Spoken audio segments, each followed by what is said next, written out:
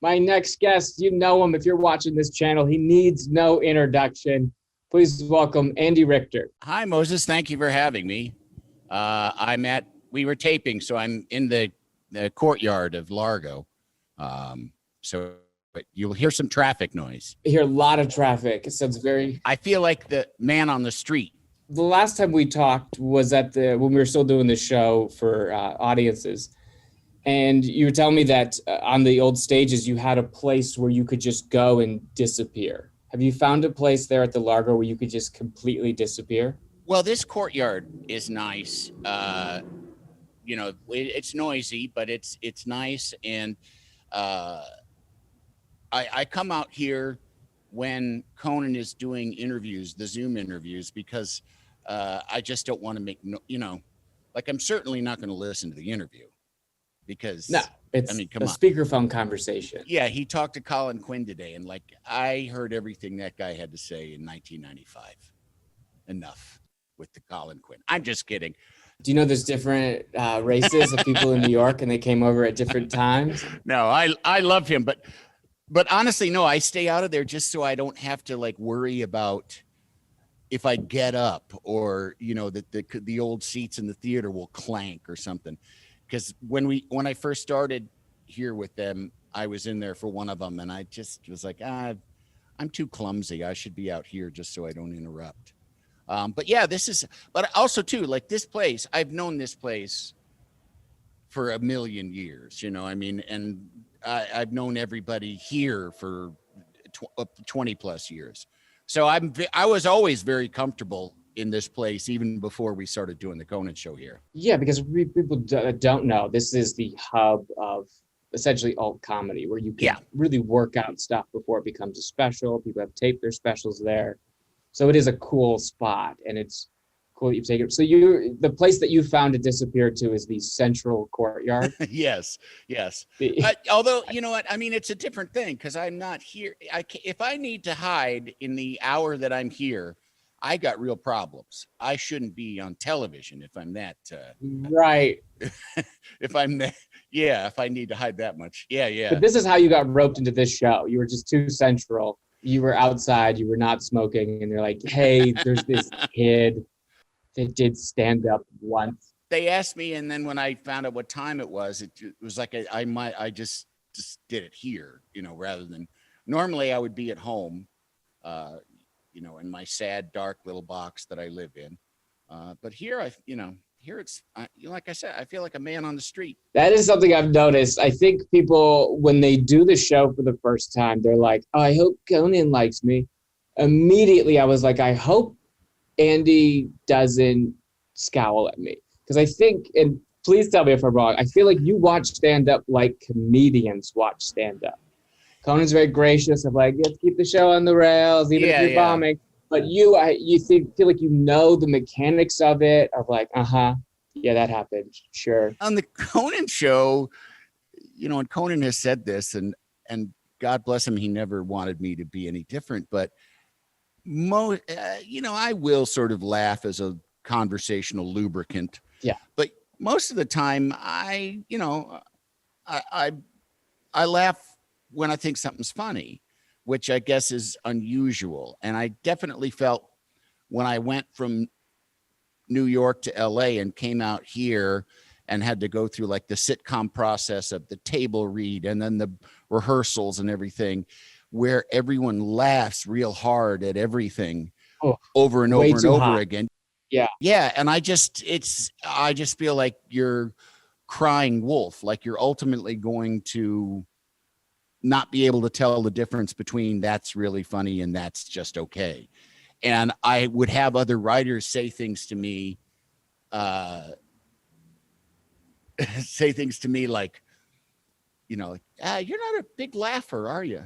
And I would say, well, yeah, actually, when things are funny, Things are funny. We're not looking at a math equation. And I'm not trying to be a dick. But I just think I'm trying to be honest about that one part of it. And because I always have felt that this kind of job, doing a late night talk show like this, you have to be yourself. You can't you're yourself in a sort of, like when company's over, but you got to be yourself. If you're going to be fake laughing, fake reacting, it's going to suck, and I just also don't want to do that. I think that's what I was nervous about the second time I did the show, because you guys are more front facing on stools there, as you could see, and that all the mechanics, the punchline before it's coming, that you were not on a bus in Australia this morning. And also to be fair to the stand-ups, a lot of times, that's the end of our day pretty much. And I think, and so it's kind of like, it's easy to zone out. Yeah. It sounds really shitty, and it probably is kind of shitty, but I guess I'm shitty. No, I think it takes some of the mystery out of it, and I think it makes people less nervous to do the show, to know that, everyone's there doing a job, just do your thing. Table reads that you brought up are something else, where it is way too hot of an audience, where it feels like they got bullied into laughing. Yes. Because it's like network people there, so everyone's like, haha, that's the joke that I wrote. Everyone likes that. Have you ever bombed a table read? I have not, but I have been involved in table reads where someone gets cocky and thinks, oh, this is just a table read, so I don't need to perform at my top abilities here. I can save it or something. Yeah. I don't know. And they get fired. Like you can get fired at any time. And so it's like every time they want to hear you say a line, you better say it the way, like the money way to say it. Yes, you better have all the coffee or whatever drugs make you funny. Do that because it's the second to last audition. Yes. And I always cringe when actors will post the deadline article in Hollywood Reporter of like, booked it. And it's like, you are so close to getting, you could be gone tomorrow. And everyone's going to be asking, what happened to that? Right. You on the CW's Arrow. That's the same reason that they recommend that you don't tell people that you're going to have a baby until the end of the first trimester. Yes. Because you might not be having a baby. It's just because it's just equally sad thing. Odds is are losing a human being and a pilot. Yeah. Right up there together. In my mind, it's the same. There is a table read pressure on you now because essentially every night on the Conan show, you are the only audience member. Besides the crew, you're really the only one in the seats. What is that like? I mean, does it feel like you're Mark Ruffalo's character in Shutter Island? You're just like helping this man process. Like, you have a TV show, whatever trauma you need to process. I mean, no, I'm just, honestly, this has just been so, from starting in quarantine for months and months and months, and then, and doing the show from home and it being completely strange and, getting an email and then shooting a bit myself, getting my own props and being like and I always did it like immediately when I got the email because I had nothing else to do. Yeah. And I'd do the bit and send it off. And then I'd sit there and wait for the next email where somebody thought of a bit for me to do. So coming here was like, oh God, I get out of the house. Honestly, one of the best things about doing this is that you're around funny people and that you get to spend lots of time with funny people. And in fact, in your personal life, you can spend so much of your day with funny people, and then you go home and you're used up all your funny, and the people in your house are like, hey, where's the funny guy? Like, oh man, I'm tired of being funny.